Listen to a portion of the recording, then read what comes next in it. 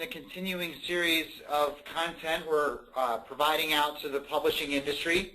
Today's topic is 5 big data points for publishers' live events. My name is Brett Kierstead. I'm Vice President of Sales for Knowledge Marketing, and I'm the host for today's presentation. As a housekeeping item, as a reminder, on the GoToMeeting has your opportunity for you to submit questions along the way that we can get to at the end. We will be recording today's call, so afterwards you can request in our follow-up to you to have access to the recorded version as well. So today we're pleased to also introduce to you guys a guest speaker in our continuing series of these different webinars. We always like to bring in practitioners, folks with direct live experience in working through some of these issues that you guys encounter in opportunities around various different areas as you continue to grow your business. So today we're pleased to have join us Len Roberto, and I'll let Len do his introductions. Hi everyone, glad to be here. Thanks for having me. I've been on both sides of the media trilogy here. I've been in publications, B2B. I've just recently finished up at GLM doing trade shows. Before that I was at Penton, so I've got, as I realize I'm getting older, and I've got a little bit of experience in this. So glad to be here, and I hope I can help you all out. Thanks, Len, and certainly as post for this call on an ongoing basis, if anybody wants to connect with Len, you can certainly find him on LinkedIn at Len Roberto, and he would, I'm sure, be more than happy to continue to make connections and share ideas. So again, today's for today's webinar, just as a little bit of background, Knowledge Marketing, our background and experience is providing technology solutions around audience data management. You'll hear that as a theme today around how data and information is helping drive forward publishers' businesses. Today, in particular, we're going to focus on event strategies, but certainly across all the various different platforms and media that a publisher engages in. We have some great clients that really help give us the ideas and the insights that we try to share with you guys as a group, and we're really, really pleased that at the types of initiatives and innovation and forethought that comes from this group. So today's agenda is going to be pretty quick hitting. We're going to try and keep to our 30 to 40 minute commitment for you guys and really share some good ideas. We're going to cover 3 things. Number 1, just a quick primer on the state of events in the publishing industry, which obviously doesn't need to take too long, but certainly we want to make sure you get a clear understanding of how important this is. Number 2 is we're going to define for you really quickly what a unified audience database is, so you'll understand when Len's referencing some of the strategies and techniques that he's deployed to drive success, what that means. And then Len will kind of get into some of his successes and some of the strategies that he's used in the different aspects of having successful events. So just to talk a little bit about events, just to make sure that we're clear, we always want to make sure that we're all talking about the same thing. An event among a publisher really is a few different categories. Obviously there are the very grand scale, the very large potentially industry trade shows that are very visible, that are very well planned out and thought out and maybe exist over a long period of time. Industry trade shows is kind of the classic event that people think about.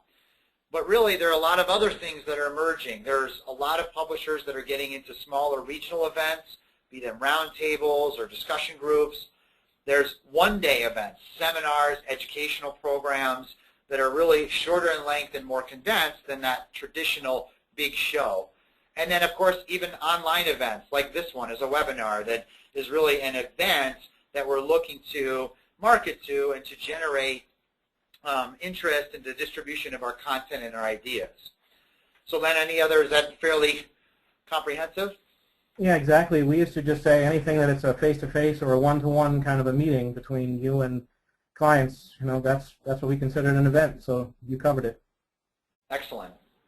And I think as we all know, in most businesses, especially in this industry, it is growing. There's a study recently by ABM classified it as an expanding part of a publisher's revenue, 45% in 2013 according to their study group. for over $12 billion in revenue generated. So again, it's a meaningful and material part of the business. Forrester said that when they studied B2B marketers and they asked them what are their key investments from a marketing standpoint, events were #1, and it made up as much as 20% of their overall budget for where they were spending money.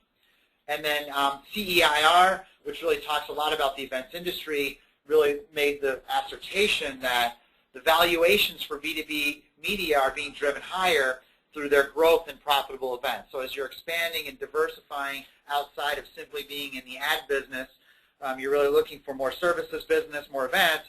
It's helping to drive business valuation. Obviously, Len had been through that a couple of times as well with your experience on your in your roles. So, some words of wisdom about events before we get into. There's a couple of key strategies to think about as you think about your event strategies, and later we're going to get into some more specific tactics, but really as an overall observation, both from Len's experience and that we've seen, is there's really some key things to think about. #1 is to be great in events. A complete strategy is not only optimizing your current events that you already have planned, but being thoughtful in creating new ones. Again, as we mentioned before, as we're expanding and looking for new revenue opportunities, it's not just how do we do great marketing for what we have, but are we thoughtful in what we add? The second word of wisdom is, as we said before, every event doesn't have to be a grand production. Again, sometimes in our mind's eye we create these big events at big venues and convention centers and flying off to Vegas and all of these things, but really an event simply can be something that is very targeted and very impactful without having to be a grand production. The third piece of advice that we always hear is, in many cases, as you guys know, events can consume resources. So just creating an event, or whether it be a webinar or whether it be a physical event or in market, it takes the resources of a business. So just spinning up events that build it and they will come theory doesn't apply. You have to be thoughtful, and Len's going to share some insight on how he's done that today. The fourth is that this siloization, or this organizational silos that many publishers have built over the years, whether it be the great wall of separation between editorial and the business, or how trade shows run their own business and they don't interact with audience development. In today's world of data and information and multi-channels, these silos are really a barrier to maximizing success. And lastly, again, as we talked about in 3, options are endless. Again, it's not just one big trade show. You can pick regional events, you can do web events, you can do online events, any face-to-face meeting. All of these things are endless choices. So the decision process that people have gone through in the past for how you decide what to do is really critical, because, again, there's so many directions that you should go. And so research and planning and data are really designed to be the input tools necessary as you plan and execute your strategy. So those are 5 words of wisdom. Len, anything you'd like to kind of add to that in your experience as well? Just the part about the silos. It's sometimes shocking to a data guy like me, but I've seen it over and over and over again, even within a trade show only company. Different office locations, different groups of people, they're all working on their own shows. They do things their way. Sometimes they have their own vendors that they use. So it's very hard, #1, to share the actual records, the data, the attendees, but it's even hard to share best practices, what worked for them, what worked, what didn't work. It seems like it shouldn't be, but it is. A huge part of this is that getting different parts of your company to speak together, whether they be pubs and shows and digital. It's a huge thing. Yeah, and Len's going to talk a little bit about how data, as you see, can bring some people together when they realize that other people have assets and resources that can help them in their overall effectiveness. So let's talk a little bit about data. This is kind of a primer, so that there's a foundation of what, when Len talks about how data helps them run their business and how improve their trade show, we want to make sure that you guys have a kind of a baseline understanding of what that means. Big data is such a buzzword. It's created by consultants to make money. It's brilliant. It's wonderful. and sometimes it's intimidating. So we want to make sure that you guys understand that it is, as a concept, that is very applicable to what you guys do in the publishing industry, and even specifically within your own discipline, be it events, be it audience development, etc. So, again, if you go out and look, this idea of big data, of information as a driver for the business is really becoming ubiquitous. HarperCollins uses big data to make publishing more profitable. Take back your revenue potential publishers from tech middleman. The Atlantic builds out its big data plan. So, these are all headlines of content and strategies that people are using information to create success within their business. Unfortunately, a lot of times what we see, and you may feel this within your own organization, is that the data state of many publishers is very fragmented and disorganized. The business may have been built from various different products, be they print products, e-products, events, conferences, webcasts, etc., and the relationship and the synergy between the information is not always apparent. And so sometimes, as Len even articulated before, certain groups of the business squirrel away their data for their use only, and really the organization doesn't capitalize on that. What we're looking to drive towards, and what the successful publishers are doing, is unifying. So you hear this term, unified audience database, a consensus, a 360 database. It's really designed to be a repository for all of the various different data sources and intelligence that you gather across your business, including conferences and events, but also including all the non-event related products. So again, if you look at it visually, you can think about your own organization as really having these buckets of data, these buckets of strategies and channels whereby you're leveraging and garnering this information as an asset that you can use in your own efforts. And so together they really become this big data solution built on three pillars. You have what's known as demographic data, you have what's known as behavioral data, and then you have contextual data. And we're going to explain these to you just, again, in a couple of minutes so you get a primer, so that when we talk about these things that there's a clear understanding of what they are. So Len, you had a comment too on that as well. Yeah, I was just going to mention that all three of these have benefits and weaknesses. Back to the circulation days when I was always wary of demographic data, not because people are lying, but I'll give you a perfect example of this. I worked on a publication that was kind of going through a change. So an example is the company JCPenney was one of our large groups of subscribers, came from JCPenney. And we were modifying the way we were asking them questions, and it turns out that we were getting 3 different sets of answers all on that company, your industry code. Some people were saying they were a cataloger. Some people were saying they were a brick and mortar store. Some people were saying they were an online merchant. So as a result of that, we had a big mess of BPA data to deal with, because we were asking them something but not thinking, okay, there's certain people in that company that are going to look at themselves as a brick and mortar store or a cataloger or an online merchant. So demographic data can sometimes, I put more stock in what people were doing and looking at and going to rather than what they were saying on a form. Yes, excellent. Exactly. And so that's kind of why we want to make sure everybody's clear on these various different terminologies. So when you think about what's going on within your organization, you can look for this as an asset. So as Len said, demographic information is typically profile-related data. So again, if you're in the events business, you're in the audience development, whatever you're in, and you're looking for leads or prospects or people or attendees or ideas, demographic is one pillar of that.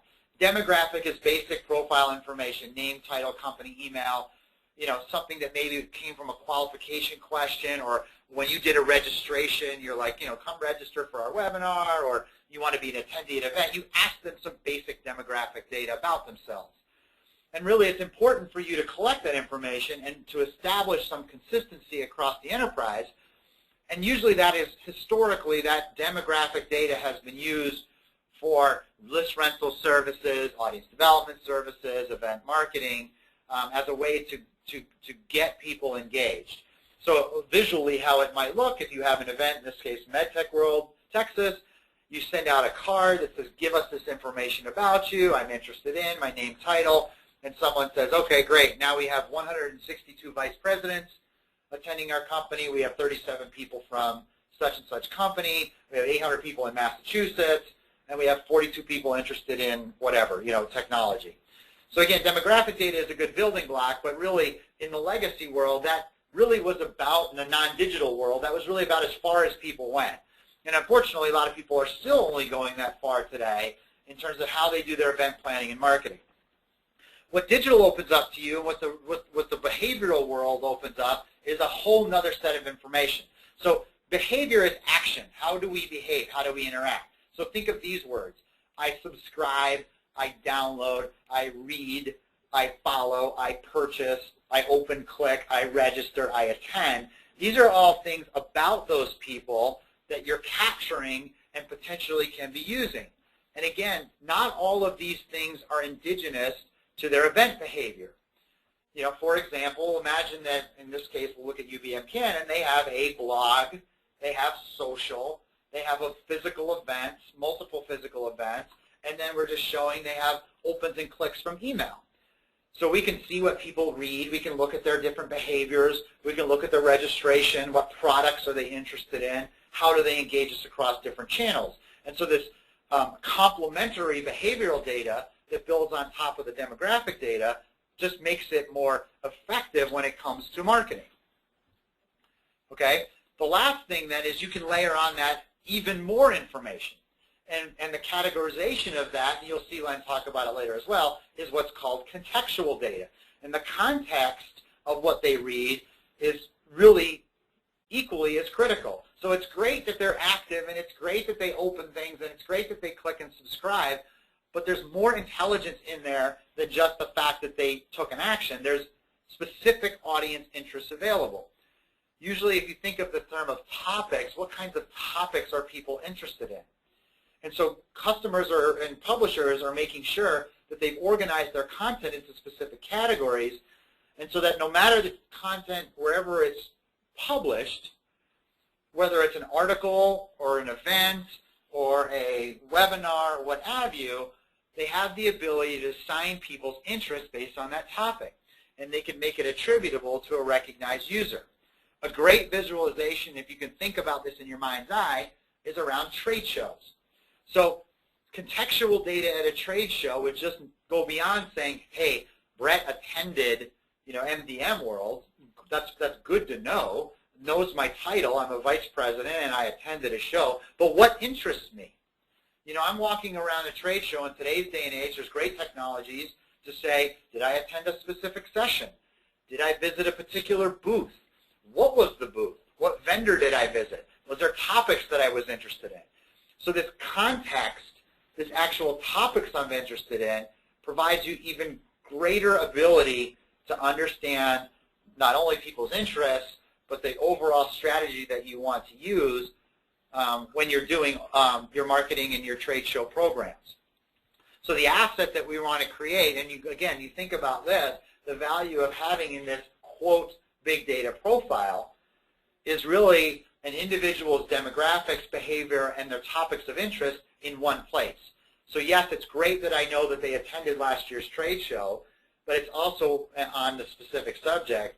But it's very powerful when you say, and by the way, they also subscribe to several newsletters, they engage in one of our print titles, they went to 2 other different related events, and their topic of interest happens to be, pharmaceutical or what have you, whatever it might be. So it's this asset that we want to make sure that companies are utilizing as they go into this strategy. Any other thing to add to that, Len? Nope. You're doing great. Okay. So now that you guys understand all that, and you kind of have a backdrop of what we're building upon, Len's going to kind of take over and really walk through some strategies for you. So we're going to use some very specific examples that hopefully you guys encounter as you think about how to make your business more successful. Take it away, Len. Okay. So I wanted to come up with as specific examples as I could. In most cases, I did that. There's a couple that are a little more broad, and then there's one example in here that was actually a future idea that's yet to germinate, but I think was a great idea. So I've used the KM system now since 2008. I've used it at 3 different companies. So it's been an incredible tool to help us do what we want. So I wanted to give you a couple of examples here, and hopefully they can help you out. The first one is about, researching an event. You've got a set of events, you've got pubs, you might have other things. Now, back in 2011, 2012 at Canon Communications, they had very successful shows, very large shows. They wanted to expand this into smaller one-day type things. So the KM tool was used to great effect there, because with the geocoding tool we could see pockets of where people were.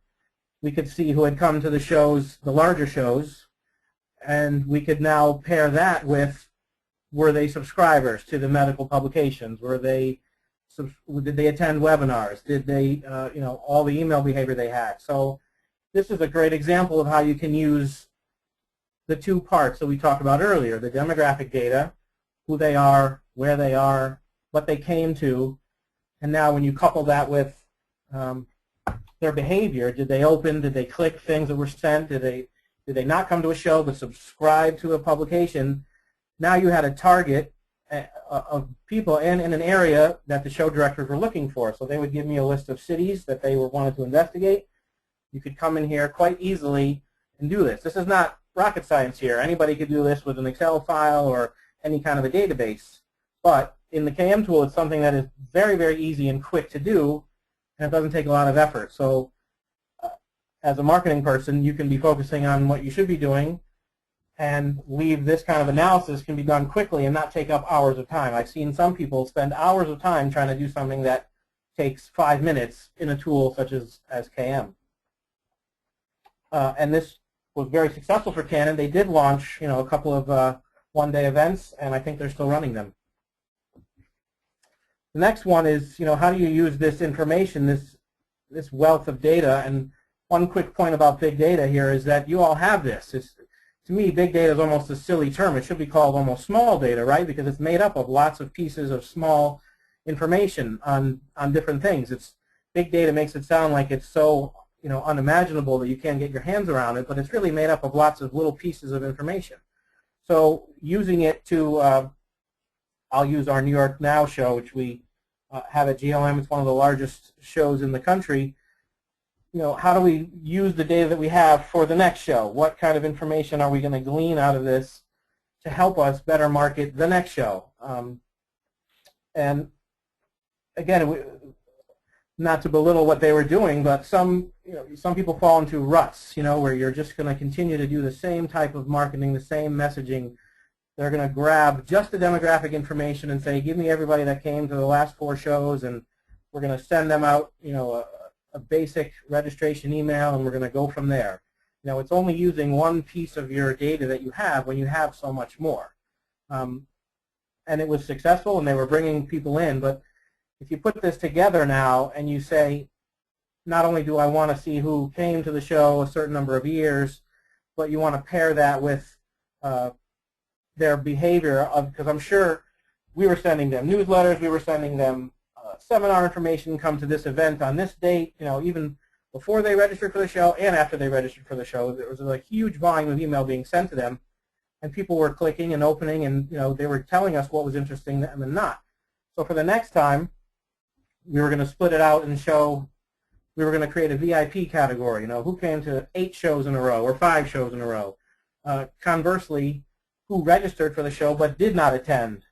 That was another subset. So you can be ultra targeted here and find all these different subsets and create a separate message for them. Everybody shouldn't be getting the same message. They should be getting a very targeted copy and message particular to what they've done, who they are, and how many times. You're going to send someone who just came to the show once something different than someone who's come to your last 8 shows. So again, this information could be used for the next show to create a much more in-depth marketing plan for attendance for the next show. Another thing, this is a little more general of an example, but all this data is very, very helpful for attracting new exhibitors. The show was going along great. Again, I'll use the New York Now example. For many, many years, the show was, they couldn't write the renewal orders fast enough. But in the last few years, more competition, more choices, more shows, the marketing dollars that people were spending started to need to work a little harder. So what I did a lot at GLM was use the data that we were gathering that we had to kind of create much more in-depth reports after the show, before the show, etc. Even on a one-on-one basis, speaking to an exhibitor, they would have a lot of questions. They would have a lot of, they'd want to know patterns, trends. They would want to know about who came to the hall, who didn't. So it was just a simple fact of being able to provide much more in-depth reports to attract new exhibitors became a huge part of what I was doing at GLM. And it worked in many cases, and it also worked to retain. There were certain people who were saying, I'm not going to come back to the show. There's not this type of people coming, and there's not this buyer that I want to see. And I would dig in here and show them really specific examples even and say, no, we have this number of people. They came to the show. They came to your hall. And again, it was using all this different data. And then I would throw in, some of the digital data. As well as coming to the show, they've also opened and clicked X number of emails, and you were even in one of those emails. So again, it was reinforcing that we have the audience, and they were attending, they were coming, and that's why they should stay in the show. And in many cases, it worked. It was another great example of using all the data that we had on our attendees to get exhibitors to come back to the show. The next example is a perfect example of using the system to using all the different parts, demographic, behavioral, and contextual. I was just working on this last month for the GLM show, but I'll summarize basically what they were looking for. It was involving buyers coming to a certain section of the show in years past. It was located at a different part of the Javits Center. And then it changed. In the last two shows, it had moved back to the Javits Center. It was at the pier, now it was at the Javits Center. And they wanted to kind of see which buyers had come to the pier and then which ones had not come and did come to the new location. They wanted to see if people were aware. Were they coming to the new location? Were they aware of it? Were they, were they making that step to come from one location to another? So again, using the tool, because we had the data in there, we had their demographics, we had their attendance, we had their email behavior, and then finally we had the contextual data. We knew when they entered the hall, where they entered it, and how many times they entered it. And in many cases, you can see which section of the show that that was pertaining to. So we went in here and we did a lot of analysis in the CAM tool, showing them the number of people that had attended those past shows at the pier, and they also came to the new show. And then the reverse. This group of people came to the pier but did not come to the new section. So then that was giving us 4 or 5 different groups that we could then use for the next show and target them individually. Personal contacts, different emails. Glad to have you back. Make sure you see us again in the new area. It was instead of just lumping them in with one overall, big email campaign saying register for the next show, it was a much more personalized, ultra-targeted way to get to them and find out what they did and didn't do, ask them why, and to inform them about the new location. And that's going to be put in place for the summer show, which is in August. Hey, Len, while we're here, there was a question just because you've said it a couple of times, and so I'll just ask it now because it flows. You talk a lot about creating, multiple messages for segmentation around event marketing follow-up, like segmenting this number of groups and that number of groups. Obviously the question is you could segment infinitely. Is there a general guideline? Did you try and maybe create 3 or 4? I mean, was there, because you're not going to create 1,000 different unique email templates and messages. Was there a good guideline? No, but we just tried to get in the room and brainstorm about it. I mean, obviously people that had come to multiple shows were going to be treated differently than first timers, and there was a lot of people that were new. So yes, you can get buried in the information, and it could overwhelm you. But I learned a long time ago with email, with direct marketing, with anything, is you have to test, right? So the idea of sending one generic email to 100,000 plus people, to me, never made any sense, because you have different groups of people. Based on all the things we talked about, you have different job title levels. You have different store level. Someone that's coming from a Bloomingdale's, you might want to treat differently than someone from a mom and pop store. So it was, rational testing. Let's try 2 or 3 different ideas here against each other and see which one, if it has an effect. If it brings more people to my registration page and they eventually register, great. Now I don't need to send them another 7 emails to get them to do what I want. And I heard over and over and over again, everywhere I went, from exhibitors and from attendees, the volume of email is just overwhelming me. They tune it out after a while, and then nothing works. So if you can cut back on the messages that you're sending to them, it's the same thing back in the CERT days. Back in CERT days, you always knew that you had a group of subscribers that were going to renew the first thing you sent them. So it was a very simple thing. I didn't send them an elaborate color printed piece. I just sent them a quick email in text just saying, it's time to renew, do it. And they would do it. Saved me money going forward, saved them getting fatigued and getting tons of emails. Same thing now. Spend your time and your effort on the different groups that are harder to get them to do what you want, and you'll be better for it at the end. Thank you. All right, next. So the last idea here is about after the event, and it kind of relates to one of the earlier things we were talking about. But every show created a media kit and wanted to disseminate information to their exhibitors about what happened at the show, how many attendees there were, what people did, etc. And I always found that it wasn't too much information, but it was never enough information. And some people were happy with it, but like I said, you'd be talking on the phone with an exhibitor and they'd be asking a lot more questions. So using this information that we had in the database, again, all 3 pillars that we were talking about earlier, we took a stab at creating a brand new, out-of-the-box, different kind of a media kit, and just general post-show reporting.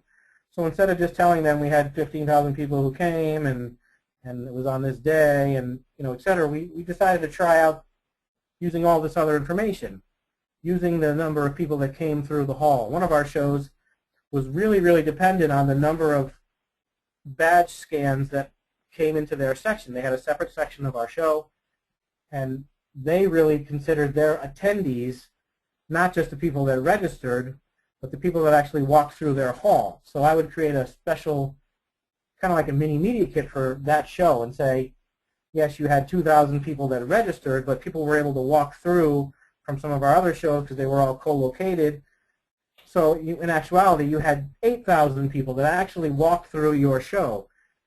So it was a way to provide that show with a much more valid number of people. And then, of course, you could tell who they were and their title, use the demographic information to show them, of these 8,000, here they are. And then we even started to pull in some more information because the shows, like I mentioned, would have a newsletter and they would have, an outside, they would have an online audience all through the year. We would work that information into the report. So it was a way to show exhibitors, here's a holistic, all year round kind of a view of who came to your show. And it was a way of making that media kit mean a lot more to someone than just the number of attendees. It was more in depth, and it was all about the attendees, and it gave the exhibitors a much better picture and hopefully helped them renew.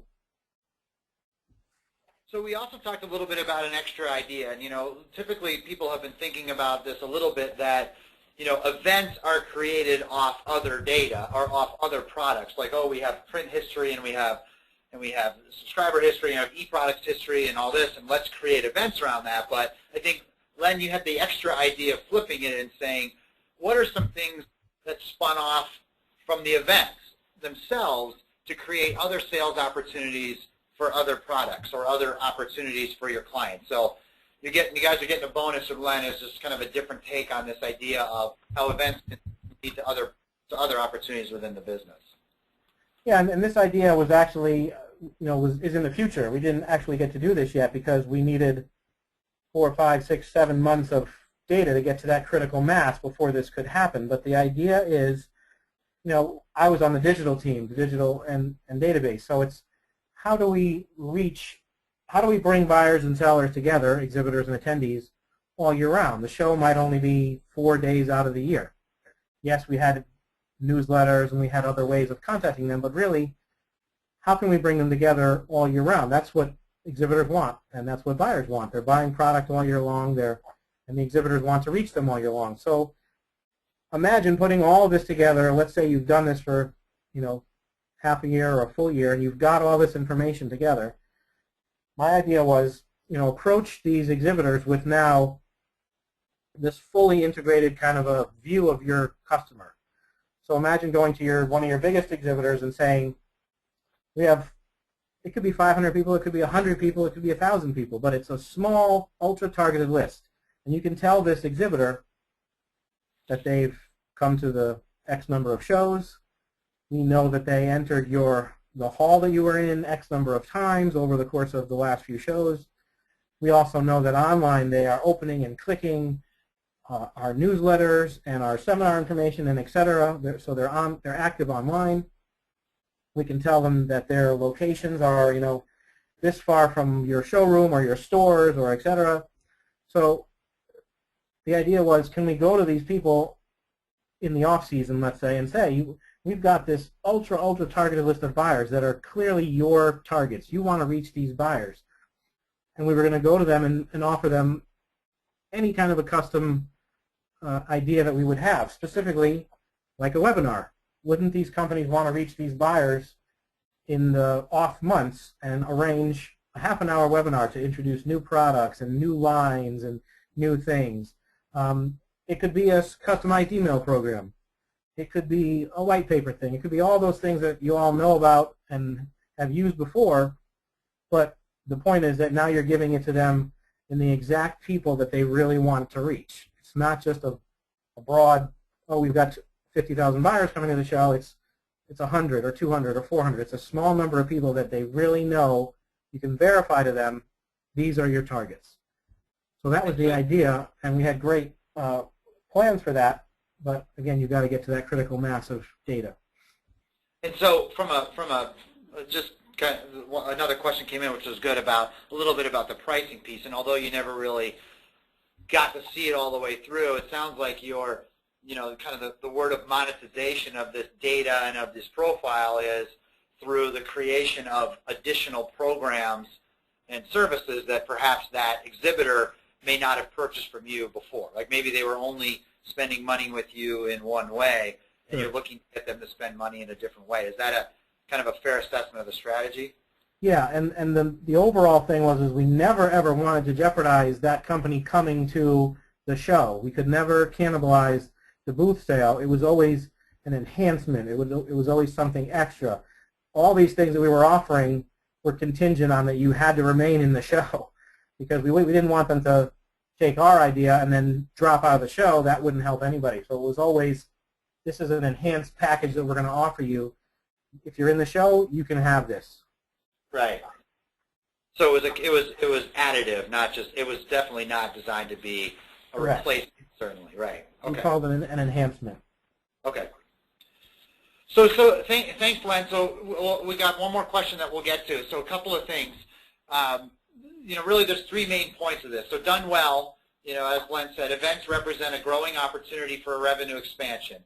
Data can play a pivotal role, as hopefully Len's shown you, about creating some of these things, not only during the marketing cycle, but also the overall event management and data reporting cycle. And lastly, as he said, we think of the events as this big lead up to an independent action that happens, not necessarily in relation to other events, but as Len showed today, that really it's a perpetual process. The event marketing and data analysts and the process that goes through of determining each of those particular areas is it's critical. It's ongoing, and it's very, very important. So we covered questions along the way. There was one other one, just a little bit about does how much of a data you kind of talk to yourself about being a data geek yourself. How data centric does it be? Because a lot of events people are really more meeting planning or events or strategists and not necessarily data. I mean, is it really that you really have to have an advanced data degree, I guess is a good way to phrase the question. No, I think another good example from the past is back in the Canon days.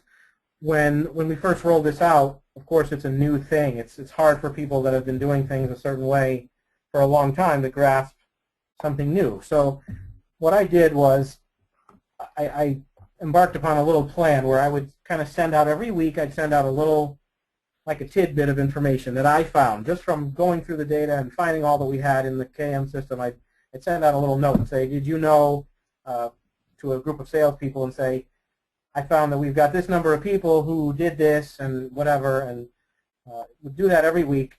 And then eventually the questions started to come in, and then it kind of snowballed where the people that before were not, maybe not have been into it as much, or they were a little hesitant, they would start asking questions.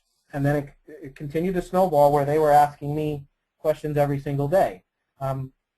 Most of the marketing people that I've worked with, when you show them something like this and you tell them what's available, it takes them a while to get it and use it, but they grasp it. Some are going to latch onto it right away and jump right in and start whipping around in the system and pulling out information. Others need to be, like I said, coaxed and cajoled and shown these different things. But I'll tell you, the first time you help them get a sale, and I've been on sales with salespeople in pubs and in custom stuff and exhibitors as well. The first time you help that salesperson close a sale, then they're going to be the biggest convert to data and what it can do that you can imagine. Excellent. Well, thanks everybody. We hit our time, Len. Thanks so much for joining us. Coming up, those of you that are out and about, if you're out in DC at the SIPA conference or Strategies of Growth, we'll see you guys out there, as well as the Folio Growth Summit in Chicago in a couple of weeks, or in a month. Next month, we're going to be focused on the hottest topic that we keep getting, which is monetization of Unify database. We're going to give some very specific examples of how people have converted and used data to make money, and so that will be next month. Again, you can certainly follow us on knowledgemarketing.com. There's a lot of content for you on there and a lot of different subjects, as well as connect with us on various social channels. So again, thanks so much, Len. Thanks, everybody.